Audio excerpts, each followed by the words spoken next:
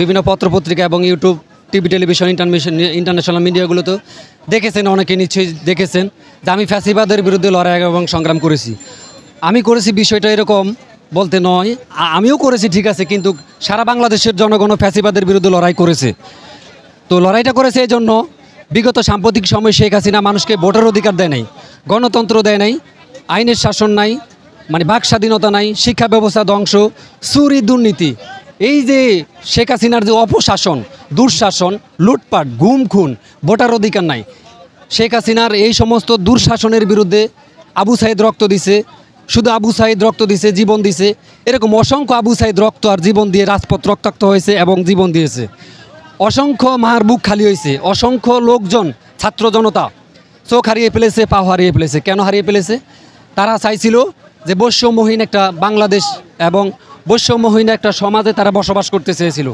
সেই বৈষম্যর জন্য ছাত্র সমাজ এবং সর্বস্তরের জনগণ ঘর থেকে বেরিয়ে রাজপথে নেমে গেছে এবং এই শেখ হাসিনাকে উৎখাত করে দিয়েছে। শেখ হাসিনার যেই অপশাসন এবং দুঃশাসন, সমস্ত অপশাসন এবং দুঃশাসনকে একেবারে ফিনিশ করে দিয়েছে। কিন্তু শেখ হাসিনার যে এখনও লেজ লেঙ্গুর এবং শেখ হাসিনার যে শিকড় বাকর এখনও নানান গ্রামে গঞ্জে সমস্ত অলিগলিতে বহাল আছে আমরা মনে করি। এখনও সব কিছু কিন্তু সরকার, অনন্তবর্তীকালীন সরকারের সদিচ্ছা আছে এই দুঃশাসনকে দমন করার, সরকারের সদিচ্ছা আছে, কিন্তু সরকার পারতেছে না। এখন আওয়ামী লীগের মুজিববাদী গুন্ডাদের এই লোকজন বিভিন্ন সচিবালয় এবং বিভিন্ন জায়গায় চাকরিতে বহাল আছে, তারা কাজ করতেছে না। বরং এই অনন্তবর্তীকালীন সরকার আসার পরে আমরা দেখেছি অনেক কিছু পরিবর্তন হয়েছে এবং সরকার এবং আপনার যেই আইন উপদেষ্টা বলেন, তারপরে নৌ উপদেষ্টা বলেন, তারপরে স্বরাষ্ট্র উপদেষ্টা বলেন, উপদেষ্টার মধ্যে কয়েকজন উপদেষ্টা আমাদের খুব পরিচিত এবং ওনারা আমার জানা মতে ওনারা খুব ভালো মানুষ এবং ওনাদের সদিচ্ছা আছে। কিন্তু আমি দেখি অনেক সময় বিভিন্ন মিডিয়াতে স্বরাষ্ট্র উপদেষ্টা বিভিন্ন থানায় যান। কিছুদিন আগে মোহাম্মদপুর থানায় গেছিলেন, সেখানে দেখলাম এই যে মোহাম্মদপুর থানায় বিভিন্ন ধরনের চুরি ডাকাতি, ধর্ষণ, বিভিন্ন ধরনের অভিযোগ, সে অভিযোগ মাথায় নিয়ে সেখানে স্বরাষ্ট্র উপদেষ্টা গেছিলেন। এবং আরেকটা বিষয় আছে যে কবরস্থান, রায়ের বাজার কবরস্থানে সেখানে 2 নাম্বার ইট দিয়ে কবরস্থান কাজ নির্মাণ করা হয়, সেখানেও তিনি সমস্ত বিষয়গুলো তুলে ধরেছেন। আসলে উনি হচ্ছেন একজন দেশপ্রেমিক এবং জনবান্ধব এই আমাদের স্বরাষ্ট্র উপদেষ্টা। এরকম আসলে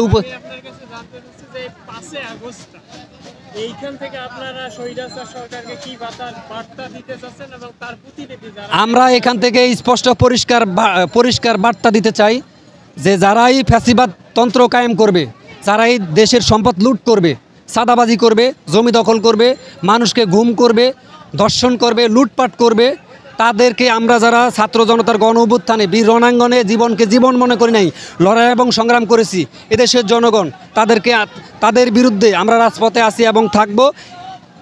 এইটা আজকে আমরা এই জানান দিতে আজকে আমরা রাজপথে এসেছি। আমরা প্রতিদিন আমরা যেখানে অন্যায় হবে, যেখানে অত্যাচার হবে, অবিচার হবে, গুম হবে, খুন হবে, সেখানে আমরা দাঁড়াবো। সেটা মিডিয়ার মাধ্যমে আপনারা তুলে ধরবেন, অবশ্যই মিডিয়ার মাধ্যমে আপনারা তুলে ধরবেন। যদি কোনো মিডিয়ার ভাইদেরকে কোনো দুষ্কৃতকারী হামলা করে, তাহলেও আমরা তাদের বিরুদ্ধে রুখে দাঁড়াবো। যদি কোনো নিরীহ মানুষের উপর জমি জামা দখল কোনো রাজনৈতিক দলের নেতাকর্মীরা করে, রাজনৈতিক প্রভাব দিয়ে, তাদেরকেও এই আওয়ামী লীগের মতো, শেখ হাসিনার মতো বাংলাদেশ থেকে উৎখাত করে দিতে হবে। স্বৈরাচারের কোনো দখল এই বাংলাদেশে হবে না, খুনিদের দখল এই বাংলাদেশে হবে না। কোনো ধরনের অত্যাচার, অবিচার, এই ভোটের বাক্স লুট করা, মানুষের জমি দখল করা, এই সমস্ত ধরনের কর্মকাণ্ড বাংলাদেশের মাটিতে যারা করবে, তাদেরকে আমরা শেখ হাসিনার মতো এই বাংলাদেশ থেকে উৎখাত করে দেব। স্পষ্ট পরিষ্কার ভাষায় বলে দিচ্ছি।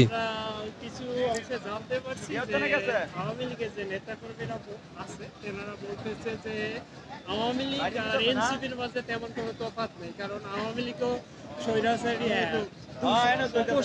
বা চাঁদাবাজি ইত্যাদি করছে, এনসিপি এসে করতেছে। তো এই বিষয়ে আপনি কি বলতে চাচ্ছেন? এনসিপি বলেন অথবা বিএনপি বলেন, জামায়াত বলেন, চরমনায় বলেন, আমি কোনো রাজনৈতিক দলের সুনির্দিষ্ট দলের নাম বলতেছি না। আমি যেই কোনো রাজনৈতিক দলের নেতাকর্মীরা জনগণের বিরুদ্ধে দাঁড়াবে, চাঁদাবাজি করবে, লুটপাট করবে, জমি দখল করবে, সেই সমস্ত রাজনৈতিক দলের যেই কোনো দলই হোক না কেন, তাদের বিরুদ্ধে, শেখ হাসিনার বিরুদ্ধে যেরকম 5ই আগস্টে নেমে গেছে, এরকম আমরাও নেমে যাব, এরকম জনগণ নেমে যাবে। আমরা জনগণ নেমে যাবে। অন্যায় কখনো জনগণ বরদাস্ত করবে না। অন্যায় চাঁদাবাজ কখনো প্রকৃত দেশপ্রেমিকেরা বরদাস্ত করবে না। যারা টাকা পাচার করে দেশের, তাদেরকে কখনো দেশপ্রেমিকেরা কখনো বরদাস্ত করবে না। তো আমরা সর্বশেষ আপনার কাছে একটা প্রশ্ন জানতে চাই যে আমরা কিছু কথার মাধ্যমে শুনতে পাচ্ছি যে শেখ হাসিনা পুশব্যাক করবে, অর্থাৎ বাংলাদেশে আবার ব্যাক দিবে। তো এই বিষয়টা আপনারা কি হিসাবে দেখতেছেন সাধারণ মানুষ হিসেবে? শেখ হাসিনা বাংলাদেশে ব্যাক দিবে, শেখ হাসিনা বাংলাদেশে আসবে। শেখ হাসিনা যে বাংলাদেশে আসবে, শেখ হাসিনার 1 নম্বর বিচার হবে গণহত্যার বিচার। কেন আমার ভাই বোনদের এবং এই নিরীহ ছাত্র জনতাকে তার গুন্ডা বাহিনী লাগিয়ে দে আমাদের মা বোনের বুক খালি করেছে। এই শেখ হাসিনাকে মানে জনতার আদালতে তার বিচার করা হবে, এক। আর দ্বিতীয়ত হচ্ছে শেখ হাসিনা যে রাষ্ট্রটাকে তার পকেটে ভরে যেভাবে মন চায় সেভাবে সেই রাষ্ট্রযন্ত্রকে ব্যবহার করেছে, টুল বক্স হিসাবে ব্যবহার করেছে, যেটাকে আমরা বলি টুল বক্স হিসাবে ব্যবহার করেছে। তার জন্য শেখ হাসিনার ফাঁসি চাই আমরা, পরিষ্কার কথা। এদেশের জনগণ শেখ হাসিনার ফাঁসি চায় এবং শেখ হাসিনার ফাঁসির কার্যকর অচিরেই করতে হবে সরকার। যে কোনো আগামীতে যদি বিএনপি সরকার আসে অথবা অন্তর্বর্তীকালীন সরকার অলরেডি অনেক কাজকর্ম শুরু করে দিয়েছে, এবং আমরা যারা বিপ্লবী আছি রাজপথের, শেখ হাসিনাকে কোনোভাবেই আওয়ামী লীগের লেজ লেঙ্গুরদেরকে, আওয়ামী লীগকে আমরা কোনো ক্ষমা করব না। যারা গণহত্যার সাথে জড়িত, যারা লুটের সাথে জড়িত, যারা ভোট চুরির সাথে জড়িত, যারা দেশের শেয়ার বাজারের লুটের সাথে জড়িত, তাদেরকে কখনো, যারা দেশ বিরোধী, গণতন্ত্র বিরোধী, তাদের সাথে কোনো আপোষ নাই বিন্দু পরিমাণ। আমরা যারা বিপ্লবী আছি, রাজপথের যোদ্ধা আছি এবং দেশের ছাত্র জনতা আছেন, সবাই ঐক্যবদ্ধ আছি। শেখ হাসিনা বাংলাদেশে কোন ফাঁক দিয়ে আসে, প্রয়োজনে আমরা শেখ হাসিনাকে আনতে হবে বিচার। শেখ হাসিনার কেন আসবে শেখ হাসিনা যদি আসতে হয় তাহলে বিচারের জনতার আদালতে মুখামুখি হতে হবে, এক। আমরা শেখ হাসিনার ফাঁসি চাই। শেখ হাসিনা দেশের মানুষের যে গণহত্যা করেছে, যে লুটপাট করেছে, দেশ থেকে যে সম্পদ চুরি করে নিয়েছে এবং প্রশাসনকে সে নিজের পকেট হিসাবে ব্যবহার করেছে, এই যে গণহত্যাকারী, তার যে ক্ষমতার লোভ, সে পরিশেষে কি করেছে, তার যে গাট্টি গুট্টি বস্তা সব থিয়া গণভবনে পালাইলো। শেখ হাসিনা বলেছিল যে আমি বঙ্গবন্ধুর নেত্রী, আমি কন্যা, আমি পালাবো না। তাহলে এখন আমার এবং জনগণের প্রশ্ন হচ্ছে, তাহলে আপনি পালালেন কেন? অতএব শেখ হাসিনা হচ্ছে ভোট চোর।